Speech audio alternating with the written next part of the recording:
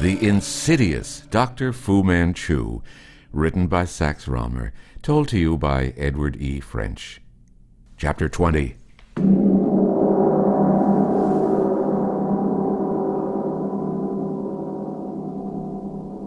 It was with my mind in a condition of unique perplexity that I hurried with Nayland Smith into the cab, which waited and dashed off through the streets in which the busy life of London just stirred into being.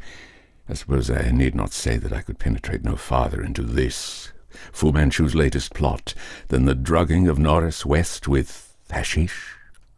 Of his having been so drugged with Indian hemp that his converted temporarily into a maniac would have been evident to any medical man who had heard his statement and noted the distressing after-effects which conclusively pointed to Indian hemp poisoning. Knowing something of the Chinese doctor's powers, I could understand that he might have extracted from West the secret of the combination by sheer force of will whilst the American was under the influence of the drug.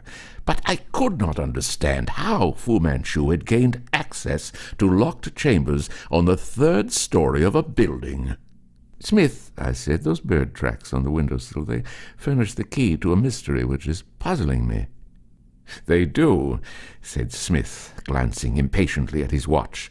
"Consult your memories of Dr. Fu Manchu's habits, especially your memories of his pets." I reviewed in my mind the creatures gruesome and terrible which surrounded the Chinaman, the scorpions, the bacteria, the noxious things which were the weapons wherewith he visited death upon whomever opposed the establishment of a potential yellow empire. But no one of them could account for the imprints upon the dust of West's windowsill. "You puzzle me, Smith," I confessed. "There is much in this extraordinary case that puzzles me. I can think of nothing to account for the marks."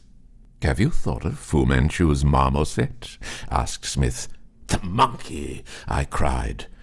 "They were the footprints of a small ape," my friend continued. "For a moment I was deceived, as you were, and believed them to be the tracks of a large bird, but I have seen the footprints of apes before now, and a marmoset, though an American variety, I believe, is not unlike some of the apes of Burma." "I'm still in the dark," I said. "It is pure hypothesis," continued Smith, "but here is the theory. In lieu of a better one, it covers the facts. The marmoset, and it is contrary from the character of Dr. Fu Manchu to keep any creature for mere amusement, is trained to perform certain duties. You observe the water spout running up beside the window. You observe the iron bar intended to prevent a window cleaner from falling out. For an ape to climb from the court below to the sill above was a simple one. He carried a cord, probably attached to his body. He climbed onto the sill, over the bar, and climbed down again. By means of this cord, a rope was pulled up over the bar. By means of the rope, one of those ladders of silk and bamboo.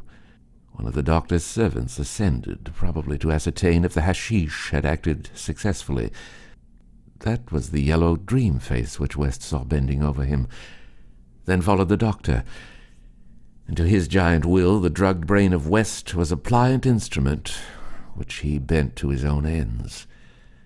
The court would be deserted at that hour of the night, and in any event, directly after the ascent, the ladder probably was pulled up, only to be lowered again when West had revealed the secret of his own safe, and Fu Manchu had secured the plans. The reclosing of the safe and the removing of the hashish tabloids, leaving no clue beyond the delirious ravings of a drug slave. For so anyone unacquainted with the East must have construed West's story, is particularly characteristic. His own tabloids were returned, of course. The sparing of his life alone is a refinement of art which points to a past master.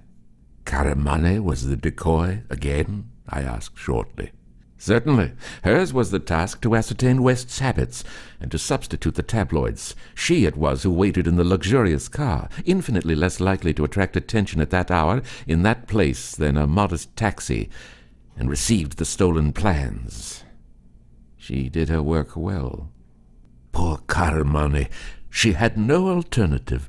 I said I would have given £100 for a sight of the messenger's face, the man to whom she handed them. I would give 1,000 now." "And a man second," I said. What did she mean? "Then it has not dawned upon you?" cried Smith excitedly as the cab turned into the station. "The Andaman of the Oriental Navigation Company's line leaves Tilbury with the next tide for China ports. Our man is a second-class passenger. I am wiring to delay her departure, and the special should get us to the docks inside of 40 minutes. Very vividly I can reconstruct in my mind that dash to the docks through the early autumn morning. My friend being invested with extraordinary powers from the highest authorities, by Inspector Weymouth's instructions, the line had been cleared all the way. Something of the tremendous importance of Nayland Smith's mission came home to me as we hurried onto the platform, escorted by the station master, and the 5 of us, for Weymouth had 2 other CID men with him, took our seats in the special. Off we went at top speed, roaring through stations, where a glimpse might be had of wondering officials upon the platforms, for a special train was a novelty on the line. All ordinary traffic arrangements were held up until we had passed through, and we reached Tilbury in time which I doubt not constituted a record. There at the docks was the great liner, delayed in her passage to the Far East by the will of my royally empowered companion. It was novel and infinitely exciting. "Mr. Commissioner Nayland Smith," said the captain interrogatively when we were shown into his room, and looked from one to another and back to the telegraph form which he held in his hand.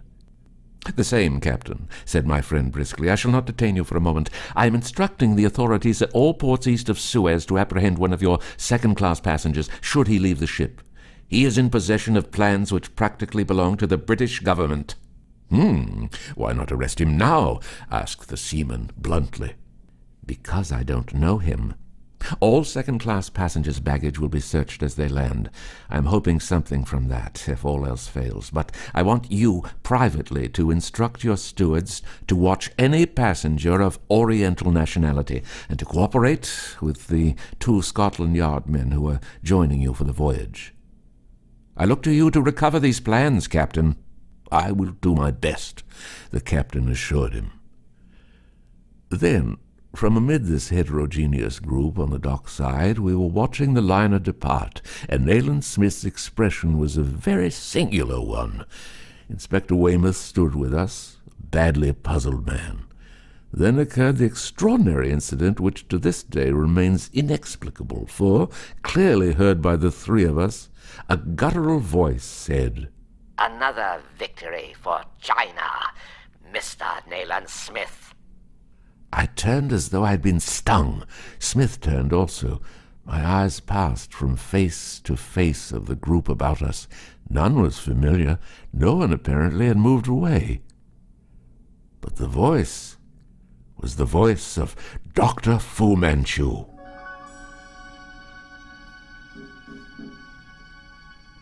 As I write of it now, I can appreciate the difference between that happening as it appealed to us, and as it must appeal to you who merely read of it. It is beyond my powers to convey the sense of the uncanny which the episode created. Yet even as I think of it, I feel again, though in lesser degree, the chill which seemed to creep through my veins that day.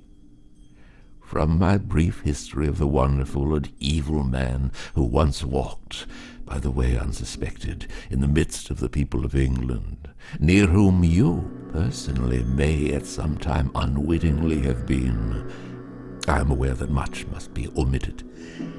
I have no space for the lengthy examinations of the many points but ill illuminated with which it is dotted. This incident at the docks is but one such point. Another is the singular vision which appeared to me whilst I lay in the cellar of the house near Windsor.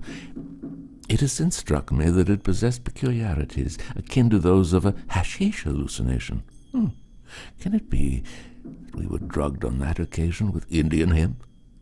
Cannabis indica is a treacherous narcotic, as every medical man knows full well, but Fu Manchu's knowledge of the drug was far in advance of our slow science. West's experience proved so much. I may have neglected opportunities. Later you shall judge if I did so. Opportunities to glean for the West some of the strange knowledge of the secret East. Perhaps at a future time I may rectify my errors. perhaps that wisdom, the wisdom stored up by Fu Manchu, is lost forever. There is, however, at least a bare possibility of its survival, in part. And I do not wholly despair of one day publishing a scientific sequel to this record of our dealings with the Chinese doctor.